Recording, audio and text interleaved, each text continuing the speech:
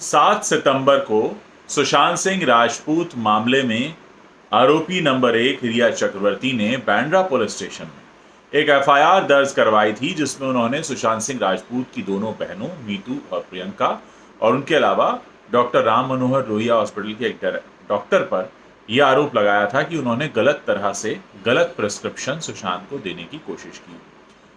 बाद में ये जो एफआईआर थी वो सीबीआई को ट्रांसफ़र हो गई। उसके बाद ये मामला अदालत में गया, क्योंकि सुशांत की बहनें वहाँ बॉम्बे हाई कोर्ट में अप्रोच करने लगीं, जिसमें उन्होंने कहा कि इस एफआईआर को डिसमिस किया जाए। इस पर सुनवाई चल रही है। सीबीआई ने इस एफआईआर को पूरी तरह से आधारहीन बताया है। साथ ही एक सवाल पूछा है रिया चक्रवर्ती से कि अगर ऐसा कुछ था जैसा कि उन्होंने 7 सितंबर की एफआईआर में लिखा है, तो फिर उन्होंने 3 महीने का इंतजार क्यों किया? उन्होंने ये कदम पहले क्यों नहीं उठाया? उन्होंने ये बात पहले आकर क्यों नहीं कही?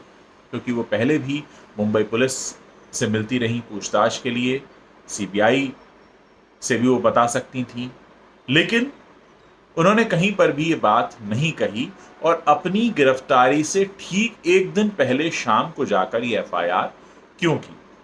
सीबीआई ने अपना जो जवाब कोर्ट में जमा किया है उसमें ये कहा है कि एक तरह से ये जो पूरी जांच चल रही है उसका भी अनादर है, क्योंकि ऑलरेडी एक जांच चल रही है और उसके बीच में एक नई एफआईआर कराना और उसमें भी इस बात पर कुछ भी ना बोलना कि आखिर उन्होंने इतना लंबा समय क्यों लिया।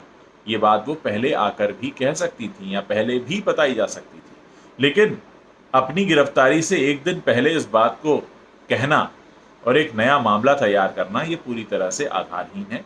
हालांकि इस केस की सुनवाई अभी चल रही है। अगली हेयरिंग 4 नवंबर को होनी है और 4 नवंबर तक सभी के जवाब जमा हो जाएंगे अदालत में और उसके बाद अदालत अपना फैसला सुनाएगी।